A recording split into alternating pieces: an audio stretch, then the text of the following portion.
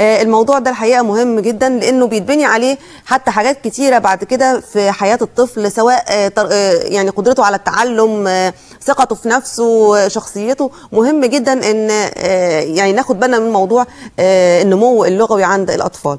حول هذا الموضوع بيسعدنا أن يكون معنا النهاردة الأستاذ أحمد جسرها، أخصائي التخاطب. أهلا بحضرتك يا أستاذ أحمد. بيتهيألي علشان يبقى في أساس سليم لازم الأم تعرف في الأول يعني في نقط سريعة مراحل النمو اللغوي عند الطفل. تمام. أنا هبتدي إن أنا أقسم مراحل النمو اللغوي دي لمجموعة من المراحل. هبتدي أحاول إن أنا أبسطها بحيث يبقى مفهومة وسهلة بالنسبة لأي أم. أول مرحلة إن إحنا بنسميها اللي هي التواصل. التواصل بيبقى انا عندي حاجتين اساسيين في التواصل دوت. اول حاجه ان انا لازم اكون عارف ان الطفل عنده الرغبه ان هو يتواصل معايا، وفي نفس الوقت تاني حاجه اللي هي المتعه. يعني ببساطه جدا الام لما بتبقى في الطفل لسه مولود بتلعب معاه وتبتدي ان هي تتكلم معاه، وان هي تبتدي تبص له وتاخد ايديه وحتى البوسه صغيره والبصه اللي بحنيه، كل دي اول مرحله من مراحل. دي مراحل التواصل ما بين الام والطفل. دي اول مرحله تماما. المرحله دي اذا ما تواجدتش بيبقى عندنا تاخر في نمو اللغه. تمام. المرحله الثانيه اللي هي المرحله بتاعه اللغه. مرحله اللغه يعني ببساطه جدا ان الطفل يفهم الكلام اللي بيتقال له. يعني بتقولي له مثلا هات لي كوبايه، بيروح يجيبها، هات لي كذا هات لي كذا هات لي كذا، بيروح يجيبه. دي بتسبق حتى الكلام. دي لان اي طفل لازم الاول يفهم الكلام، بعد كده ان هو يروح بقى على المرحله الثالثه ان هو يبتدي ينطق. هيبتدي ينطق بايه؟ بالحاجات اللي هي الكلمات اللي هي البسيطه، وبعد كده تكبر معاه شويه الكلمات العاديه اللي بتبقى عنده، وبعد كده يبتدي ان هو يتواصل مع الناس عن طريق الكلمات دي، ويبتدي ان هو يطلع جمل وهكذا وهكذا.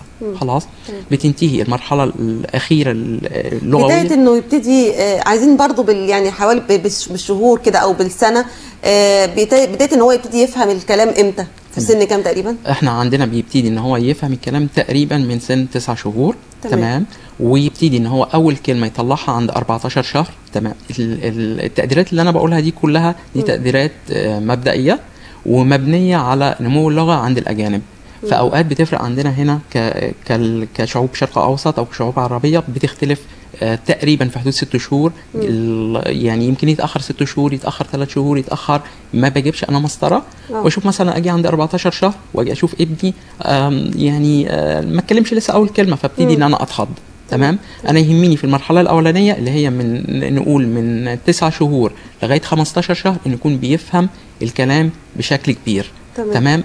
ما يجيش مثلا، ما تجيش انا استناه مثلا يبقى عنده سنه ونص او سنتين ولسه ما بيفهمش الكلام. دي طبعا اشاره خطيره. دي اشاره خطيره. انما لو مثلا عند سنتين ولسه ما نطقش مش مشكله شويه، او عنده شويه كلمات بسيطه ما فيهاش مشكله. انما الفهم مهم جدا. تمام. اجي للمرحله اللي هي الرابعه. المرحله الرابعه اللي هي الطلاقه، اللي هو بيبتدي بقى الكلمات بقى موجودة عنده، الجرامر بقى موجودة عنده كمية كبيرة جدا من الكلمات وبيستعملها. تبتدي الريتم بتاعه في الكلام يا إما يبقى سريع، يا إما يبقى عادي، يا إما يبقى عنده شوية تأتأة أو شوية لجلجة، ودي بتبقى موجودة طبيعيا. دي كلها حاجات عادية لغاية دلوقتي. بعد كده بعد شوية، لأن أوقات عندي الأطفال اللي اتكلموا بدري شوية بيبقى من الحاجات الأساسية اللي بتبقى موجودة عندهم إن هو يبقى عنده شوية تأتأة، لأن سرعة المخ عندي بتبقى سرعة شديدة جدا، ولسه جهاز الصوت بتاعي ما نماش بالشكل الكافي إن هو يستقبل ده. فيبقى أنا عندي دي المرحلة. والمرحلة الأخرانية خالص اللي هي المرحلة الأكاديمية اللي هو بيجي فيها العيوب النطق اللي كانت موجودة عنده ممكن تأثر كمان على التعليم بتاعه، التأخر إذا كان في تأخر دراسي، إذا كان في أي مشكلة في الدراسة بتاعته. دي الجوانب تقريبا اللي الأم لازم إن هي تراعيها. يعني ده لغاية 5 سنين تقريبا أو لا أو 3 سنين. ده من الصفر لحد 6 سنين. لغاية 6 سنين. تمام. يعني بنبتدي وطبعا كل مرحله من المراحل دي لازم المرحله اللي قبلها تكون يعني جيده بشكل كافي عشان يستقبل المرحله اللي بعدها. طيب ايه ابرز العيوب اللي ممكن في من 3 سنين تبتدي تدي اشاره ان ده هيبقى عنده اضطراب كلام، ولا ما اقدرش احكم غير بعد 6 سنين؟ لا، هو احنا بنقدر في بعض يعني نفترض ان في عيوب عضويه خلاص ده من الولاده، بنبتدي مثلا ان عندي طفل عنده متلازمه داون، فبيبان من ملامح وشه، بيبان من التحليلات الجينات بتاعته ان هو عنده متلازمه داون. عندي 3 مثلا شهور طفل لو هو ما بيقدرش يسمع، ما بيدينيش رد فعل بعينيه، ما بيدينيش رد فعل، مش بينتبه ليا لما باجي انا اعمل له، ابتدي ان انا اشك على طول ان في اضطراب في السمع، بروح لدكتور سمعيات، ببتدي ان انا اشيك عليه، لان اللغه مش هتخش اساسا، فبالتالي مش هيقدر ان هو يتكلم بشكل جيد. فلازم ان انا ببتدي اخد اجراءات من سن 3 شهور، ابتدي اعمل القياسات بتاعتي. عند سن 6 شهور يبتدي يلمس السماعه، بيبتدي من 6 شهور دي بنبتدي ندي للام شويه ارشادات ان هي تشتغل مع ابنها بحيث ان هي تتجاوز ده. تمام. انما في الاطفال التانية العاديه مش يعني مش باين عليهم ان هم في اي شيء غير طبيعي، لكن بيتاخروا، بيحصل حاجه في النمو بتاعهم، او في استقبالهم او استجابتهم للنمو اللغوي. تمام. انا اجي بس اشرح حاجه بسيطه كده، انا ازاي بكتسب اللغه. تمام. لما اجي انا اول حاجه بتحصل لازم يكون عندي ودن سليمه بيخش منها الكلام، يخش المخ. لما يخش المخ بيحصل له تخزين للكلام اللي بيحصل، بعد كده بيحصل تحليل للكلام دوت، بعد كده المخ يبتدي يصنفه ويعمل له قواعد، ويبتدي ان هو يطلع الكلام عن طريق جهاز الصوت. يبقى انا عندي 1 الودن، 2 المخ، 3 جهاز الصوت. اي عيب عضوي في ال3 دول اللي يحصل على طول يحصل عندي تأخير في الكلام. فزي ما اتكلمنا عن الجزء الاولاني اللي هو السمع، لو حصل اي حاجه عندي في السمع معناها ان انا لازم اجري بسرعه عشان ان انا اشوف ايه المشكله هي ايه. نيجي عند المرحله الثانيه، لو انا حصل عندي ان الطفل عندي ما بيعرفش يفهم الكلام، اجي اكلمه مش فاهم الكلام، مش فاهم اقول ايه. اوكي، يبقى انا هبتدي ان انا اشوف ايه المشكله عندي. المشكله دي ممكن تكون عضويه، فببتدي ان انا اروح لاخصائي او استشاري او مخ واعصاب، يبتدي ان هو يشوف هل في حاجه في المخ، هل في كهرباء زياده، هل في كذا، هل في كذا، ويبتدي ننفي العامل ده. طب اسمح لنا استاذ احمد، معانا استاذ اشرف من بني سويف. السلام عليكم. اتفضل. بقول لك لو سمحت، عندي بنتي في سنه 5 ابتدائي، النطق عندها بيتاخر شويه. يعني النطق ما بتردش عليكي، يعني ايه في الايه، يعني ممكن تاخد بضع يعني حاجات في جزء من ثانيه عشان ترد عليكي او تكمل الكلام على بعضه مثلا. عندها كم سنه؟ هي في سنه 5 ابتدائي. هي في سنه 5 ابتدائي. المشكله عند حضرتك ان هي بتاخد وقت شويه عقبال ما بتدي رد فعل؟ مش وقت يعني النطق جامد، يعني لا هو الرد بس، يعني ايه يعني بتبقى ملحوظه. ممكن تتهته تعيد الكلمه، يعني تستنى ما تجمع الكلمه على كذا يعني. تمام. اوكي. هو بس انا شكرا يا استاذ اشرف. حضرتك تحب تساله حاجه ثانيه؟ لا ولا حاجه، بس كده. شكرا، هنجاوب حضرتك. اوكي. هي اوقات بيبقى كل اب وام عايز ابنه ان هو يبقى بالصوره الكامله او بالشكل الكامل اللي هو بيحلم بيه. اي حد فينا بيحلم ان ابنه يبقى بيرفكت في كل حاجه، ويعني وبيقدر يتعامل مع كل الامور بشكل جيد جدا اللي هو شايفه طبعا الاب والام. بعض الاطفال بيبقى عندهم نوع من الخجل او نوع من اضطرابات تانية غير الخجل، بتخليه ان هو بيدي رد فعل اللي بيقول عليه دوت اللي هو متأخر شوية، او التأتأة اللي هو بيقول عليها. بس 5 ابتدائي مش كبير شوية على ان ده ولا عادي؟ هو بيبقى عادي، لان اولا هي بنت، تاني حاجة احنا بنبتدي ان احنا نعمل حاجة تانية، بنحاول ان احنا نعيد الثقة للبنت في نفسها، فبنعمل ولا اكن في اي حاجة موجودة، وببتدي ان اتعامل معاها بشكل طبيعي جدا جدا. ولو هي حصل ان في جزء من التأتأة اللي هو بيتكلم عنها، ببتدي اعمل وكأني العيب في ودني انا. يعني ايه العيب في ودني انا؟ يجي انا اقول لها ايه، نعم بتقولي ايه، لو سمحتي ممكن تعيدها تاني عشان انا مش سامع كويس. فهي بتلقائي هتكون خدت الفترة الكافية ان هي تفكر كويس، وان هي تدي رد فعل بشكل معقول، فبتبتدي توقف عن الكلام وترد عليا بشكل جيد جدا. واشجعها، التواصل برضو بالعين، التشجيع، الحاجات دي كلها بتدي ثقه للنفس. بتدي ثقه طبعا بتدي ثقه. طب اسمح لنا استاذ احمد، معانا ايمان من شبين. السلام عليكم. جمال، عفوا. السلام عليكم. ايوه استاذ جمال، اتفضل. لو سمحت يا دكتور، انا كان عندي ابني 2 و6 شهور. لما بتخاطبه بيقدر يتكلم، يقول بابا وماما، يعني ينطق اسمه يكون مثلا ناقص حرف فلان، يعني أروى يقول أروى، محمد يقول محمد كده يعني. تمام. فأنا رحت لأخصائي أطفال أمس يعني يكشف عليه، فاداله يعني كلها حاجات فيتامينات، وقال لي وديه يعني شوف دكتور تخاطب ولا حاجة. تمام. فأنا قلقت لما قال دكتور تخاطب ديت، لأنه السن يعني حتى يعني 2 و6 شهور. تمام. هو بالنسبة لأقرانه وإخوانه وأخته هم كانوا بدأوا في النص بدري، يعني من 2 سنة و9 شهور كلهم بدأوا يتكلموا، هو آخر واحد فمتأخر بالنسبة لنا احنا شوية. هل السن ده مع الحاجات اللي انا بقولها يعني ممكن نقول 1 2 3 يعد معايا كده بالترتيب حد 20؟ تمام. هل ده طبيعي ولا متأخر؟ وايه الإجراء اللي ممكن ناخده لو كان هو متأخر في النقطة؟ وشكرا لحضرتك. شكرا يا استاذ استاذ جمال جمال. لسه معانا. حضرتك عايز تساله على حاجه؟ طب عفوا معلش. هنبتدي الاول لو هو بيفهم الكلام، انا ما عنديش اي مشكله خالص في التاخر بتاعه، ده طبيعي جدا جدا. هو واضح من كلامه انه بيفهم الكلام وبيعد معاه اوكي. ما دام ان هو بيفهم الكلام انا ما عنديش اي مشاكل. اقدر ان انا اعوض كل ده. احنا هنقول ان احنا هنعمل زي ارشاد اسري بسيط جدا جدا، ان كافي جدا على الام ان هي تقعد مع ابنها 10 دقائق كل يوم. ال10 دقائق دول بتركز على 5 أو 6 حاجات، تلعب معاه بالخمس 6 حاجات دول.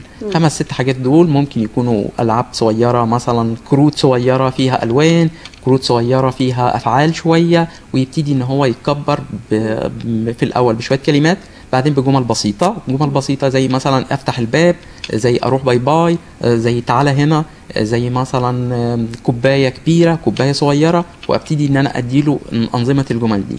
ال10 دقائق دول بالكامل هي عباره عن لعب. بعمل بوكس صغير كده او صندوق صغير بحط فيه الالعاب بتاعتي اللي انا بلعبها مع ابني، نخلص نقفل الصندوق ونحطه بعيد، تاني يوم نطلع الصندوق والعب معاه. 10 دقائق كافيه جدا جدا جدا في خلال شهرين ان اللغه بتاعت اي طفل تعلى جدا.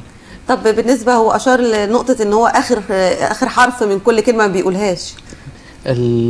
هو لازم الاول ان اللي يبعت لي بس، او ان انا اعرف ايه هي الحروف اللي بيقولها او الحروف اللي ما بيقولهاش. دايما اخر حرف. تمام. اخر حرف دي ما فيهاش اي مشكله، لان الاطفال يعني عندهم طبيعه ان حاجه اسمها عمليات فونولوجيه او عمليات طبيعيه. العمليات الطبيعيه دي منها ان هو يحذف اخر حرف، او ان هو يشقلب المقاطع مثلا. يعني لبن يقولها بلن، مش عارف ايه، كل ده طبيعي في المراحل دي، مفيش اي مشكله فيها. ما دام اللغه بتنمو عندي بشكل كافي وبيتطور كل شهرين كده بيبقى شكل كويس، ما عنديش اي مشكله في الموضوع ده.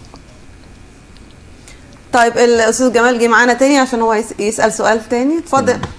هو كان معانا يسال سؤال. اتفضل يا استاذ جمال. معلش يعني بس الو. ايوه اتفضل مع حضرتك. انا اسمي جمال سويد مش كمال. او بالنسبه للاسئله يعني هو وصل حضرتك العد هو بيعد 1 2 3 4 كده يعني. تمام. طيب استاذ جمال، مثلا محمد يقول محمد كده، أرض كده. استاذ جمال هو بيفهم الكلام بتاعك بالكامل؟ في الغالب بيفهم الكلام بتاعك. بيقعد قدام تلفزيون لفترات طويله؟ ايوه يعني مثلا براعم ومحافظات. تمام. الفترات اللي بيقعد قدام التلفزيون تقريبا مثلا اكتر من 3 ساعات؟ ايوه اكتر من 3 ساعات. تمام. مين اكتر حد بيقعد معاه في البيت؟ اخوات صغيرين يعني عندنا في 5 ابتدائي في اول اعدادي. في اتاخر في المشي او حاجه؟ ايوه. اتاخر في المشي ولا كان المشي بتاعه طبيعي؟ لا المشي بتاعه طبيعي، بس هو الظاهره عنده انه سنانه طلعت بدري يعني في السنان طلعت بدري. طب السنان اكتملت يعني غير اخوات كلهم كل الاسنان اكتملت. ده بالنسبه له يعني. شكرا استاذ جمال. شكرا لحضرتك. اوكي. لما كنا بنتكلم عن المشاكل بتاعه الكلام، قلنا ان اللي هي في الودان والفهم وكذا وكذا وكذا، في بقى عندي عوامل خارجيه. خلاص. العوامل الخارجيه اللي زي ما كده اتفضل استاذ جمال وقال اللي هي التلفزيون. تمام. كان زمان التلفزيون عندنا عند الساعه 8 بيقفل، دلوقتي 24 ساعه. كان زمان الوقت الناس بتشتغل لغايه الساعه 3، دلوقتي الناس 24 ساعه بتشتغل. فما بقى ما فيش حوار جوه البيت. زائد ان احنا بنسيب الطفل عرضه للتلفزيون عرضه للكمبيوتر والحاجات اللي هي التليفونات وكذا وكذا، وطول النهار عمال يلعب قدام شاشات، فما بيتواصلش مع اي حد. في العشر دقايق اللي انا قلت عليهم الاستاذ جمال دول احنا بنفصله من قدام التلفزيون. القنوات اللي هي فيها اغاني، خاصه الاغاني الشامي، بالذات الاغاني الشامي ممنوع تماما. ممنوع تماما ليه؟ بتأثر على لهجته في السن ده؟ بتأثر بشكل مش على اللهجة ده، هي بتأثر على الكلام بالكامل وتخلي فيه تأخر في النطق. أنا بقول ليه؟ لأن أنا يعني بفترض إن أنا مش هقول أسماء القنوات، أوكي؟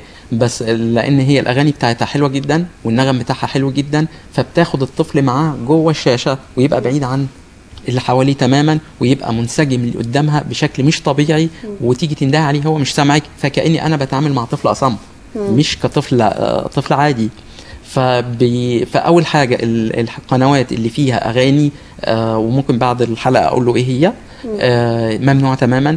قدام التلفزيون لما بيجي بيقعد ما يقعدش 3 ساعات متواصله، دي نص ساعه وباجي انا اقعد جنبه، الله انت بتتفرج على ايه؟ انت بتتفرج يعني على الام ما تستسهلش ان هو خلاص طالما قاعد وساكت خلاص يبقى كويس. لا ما تستسهلش ده ابدا. لازم ان هي طول ما هو قاعد قدام التلفزيون بتتكلم معاه عن الحاجات اللي هو شايفها، وما تزودش ان مثلا ايه نص ساعه وتقول له مثلا قوم جيب لي كوبايه ميه عشان تقطع التواصل بتاعه، لان احنا قلنا اهم مرحله من مراحل النمو اللي هي الاولانيه تواصل. اللي هي التواصل. فهو ما بيعملش تواصل مع الناس واللي حواليه، بيعمل التواصل مع مين؟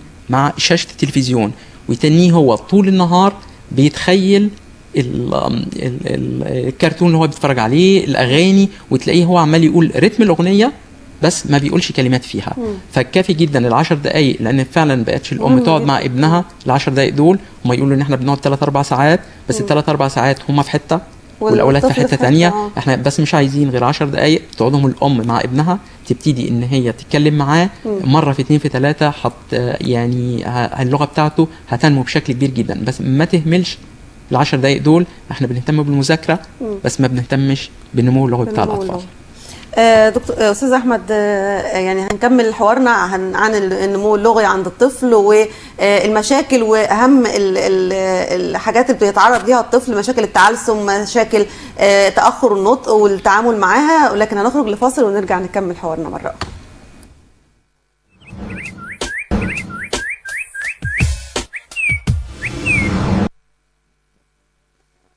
اهلا بكم مشاهدينا الاعزاء مره اخرى. عن انواع بقى اضطرابات الكلام ازاي وخصائصها المميزه، بنكمل كلامنا مع استاذ احمد جسرها. اهلا بحضرتك استاذ احمد مره ثانيه. انواع اضطرابات الكلام انواعها ايه؟ احنا عندنا اضطرابات كتيره قوي في الكلام. عندنا اضطرابات اللغه، دي يعني الطفل اللي اتاخر مثلا عنده تاخر عقلي او كذا، بيبقى عنده ما بيقدرش ان هو يحلل الكلام بشكل كويس، ولا يقدر ان هو يفهمه بشكل كويس، ولا يقدر ان هو يحفظه جوه مخه، ولا يقدر ان هو يحلله، بالتالي بيجي بيطلعه بشكل مش كويس. عندي كمان النوع الثاني اضطرابات النطق. اضطرابات النطق يعني ببساطه جدا اللي هي اللدغات. في عندي لدغات عند الاطفال اللي بتبقى في سن طبيعي، بعدين يكبر شويه ما تبقاش طبيعيه. وعندي لدغات عند الكبار زي الر والسين والمتداول. هل هي وراثيه مساله اللدغه في الر والسين والحاجات دي؟ بعض الحالات بتبقى لدغه وراثيه، وبعض الحالات الثانيه بتبقى لدغه سمعيه، يعني بمعنى ان مش شرط اكون انا وارث ده، بس عندي مثلا خالي بينطق الر يا مثلا، فانا سمعته فعجبني التون، فابتديت ان انا اقلده. اهلي ابتدوا ان وانا صغير يبتدوا ان هم يضحكوا معايا ويهزروا معايا وعجباهم وكذا، تثبت عندي اجي انطق الر الصحيحه ما اقدرش، فدي كمان بتبقى حاجه. وفي عندي النوع الثالث اللي هي اللدغه اللي بيبقى بسبب عضوي، يعني مثلا في اللدغه بتاعه الر بيبقى في رابط تحت اللسان بيخلي طرف اللسان ما يطلعش لفوق، فبالتالي اللي بيتحرك من اللسان هو منتصفه فينطقها يا، او ما يتحرك اخر اللسان فينطقها غ. ودي المفروض بتتعالج يمكن بعد الولاده على طول، مساله اللسان اللي هي اللي هو اللسان اللي بيبقى مربوط. الرابطه دي ممكن في اي، لان دي حاجه بسيطه جدا وبتتعمل وخلاص وبتنتهي. اذا الام ما قدرتش ان هي تشوفها في السنين الاولانيه، لان اوقات بتبقى الرابطه مش باينه اساسا. فمثلا بنيجي عند سن 3 سنين لما بيجي تلاقيه هو عمال ينطق الرهيه، فتبتدي ان تشوف اخصائي او تشوف كذا، فيقول لها روحي اعملي الرابطه دي. وبعد كده بيبتدي ان ياخد التدريبات بتاعت جميع اللدغات، تدريبات بسيطه جدا جدا جدا. ما يعني بس في الاول بنقفل الشق العضوي. يعني مثلا في الري بيبقى عندنا اشهر حاجه اللي هو ربطه اللسان. بالنسبه للسين اوقات اللي هم بينطقوا شين او كده اللي هي بتبقى او بيبقى في السنان تحس من هنا مع اللسان السنان بيبقى في ضعف في العضلات بتاعه السنان من الجانبيه، فما بتشد ما بتقفلش مخارج الاسنان، او بتبقى في فتحات كبيره قوي في الاسنان بتعدي نسبه هواء اكبر من المعتاد. او الاطفال التانية اللي هم بيبتدوا ينطقوا السين ث، ده بيبقى من اللدغات برضو اللي هي مشهوره، ودي بتبقى سهل قوي قوي قوي التعامل معها. طب هل للكبار برضو اللي عندهم، يعني الناس كبار عندهم حاجه زي كده، هل ممكن برضو انها تتعالج لو سببها سبب عضوي؟ اوكي. بالنسبه للكبار اول حاجه طبعا بيروح يعمل العمليه زي الطفل عادي خالص، وبعد كده بيبتدي ان هو ياخد التدريبات بتاعته. الكبار عندي اوقات كتيره جدا جدا بيجيبوا نتيجه اسرع من الاطفال، لان بيبقى عندهم الرغبه والاراده بشكل اكبر. لان انا اللي بيجي لي مثلا بيبقوا مثلا داخل كليه عسكريه وقدامه بس 3-4 اسابيع علشان ينجح يا ما ينجحش في المقابله. فهم في يعني تيست كده معروف اسمه 44 و66 عشان يعرف المخارج الاصوات الغلط الموجوده عنده. فدول بيجيبوا لي نتيجه سريعه جدا جدا، لان هو مثلا بديله تدريب اقول له اتدرب عليه مرتين في اليوم، بيتدرب 13-14 مره في اليوم. فده بيجيب لي نتيجه جيده جدا، وبيجيب اداء بشكل جيد جدا. بالاول بتبقى العلاج بتاعها بيبقى بسيط، وبتبقى طالعه ضعيفه زيها، لان اللسان ده عضله زي اي عضله من عضلات الجسم، عايزه تدريب. مع التدريب تبتدي ان هي تأدي بشكل جيد جدا. ما لم يكن في شيء عضوي بيتعالج سواء في الاسنان او في اللسان، بيتعالج بجراحات بسيطه جدا وجراحات سهله خالص. ومساله الشيم برضو ساعات الشيم بتبقى طالعه بشكل مش مظبوط. تمام. احنا عندنا الاول يعني افرق اللدغات عند الكبار، بعد كده اللدغات عند الصغار. الشين دي بتبقى عند الكبار بس ولا عند الكبار والصغيرين؟ عند الكبار والصغيرين. نيجي بس عند الصغيرين او ايه اشهر الحاجات الموجوده عندهم. اتفضل. عندي اول حاجه ان لو جاي لي طفل عنده سين، عنده زين، عنده صاد، المجموعه دي من الحروف وبينطقها على ت مثلا، تمام، ده على طول اروح بيه لدكتور سمعيات. ليه اروح بيه لدكتور سمعيات؟ من سن كام اروح في اي سن؟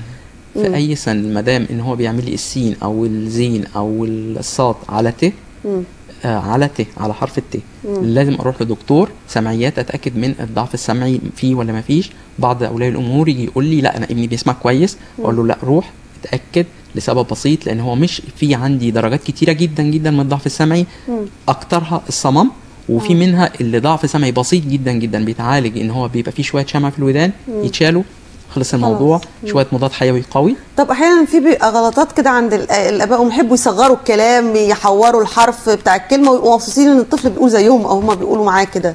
بيبقى في الاول بيبقى ده مستحب، ما فيش اي مشكله فيه. يعني مثلا زي ان لما بيقول له على بدل ما يقول له تليفون يقول له الو، ما فيش اي مشكله من دوت. او ان هو يعني يستخدم كلمات كده، يقلب حرف مكان حرف، وان هو يتدلع شويه مع ده لا مش مستحب. ما تتكلمش باللغه بتاعه الطفل. الطفل هو ما عندوش القدره في المرحله معينه ان هو ينطق الكلمات دي.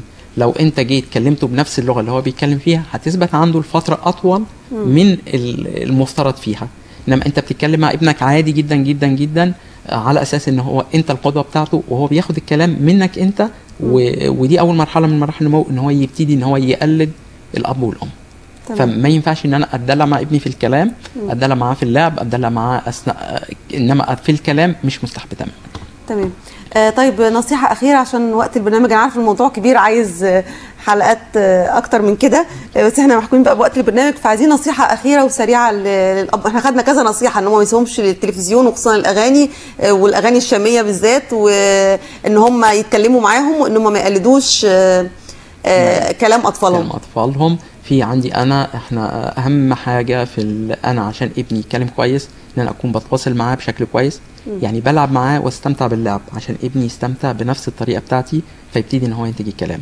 10 دقائق كافيه جدا ان انا اقعد مع ابني فيهم، بس اقعدهم وانا حاببهم، اقعدهم وهو مستمتع، وانا قايم وهو مستمتع. بلا شك ان ابني هيجيب نتيجه كويسه جدا، مش هيبقى فيه اي تاخر في الكلام، وده كمان لما يجي يخش المدرسه هيبقى متعود ان هو يقعد معايا، هيساعدني في انه يطلع كويس خالص في المدرسه، لا اكتر ولا اقل من كده. استاذ احمد بسراها، اخصائي تخاطب، احنا بنشكر حضرتك جدا على الحلقه دي، وان شاء الله نلتقي في حلقات تانية لان الموضوع مهم جدا يعني ويهم ناس كتير. شكرا جزيلا لحضرتك. شكرا لحضرتك.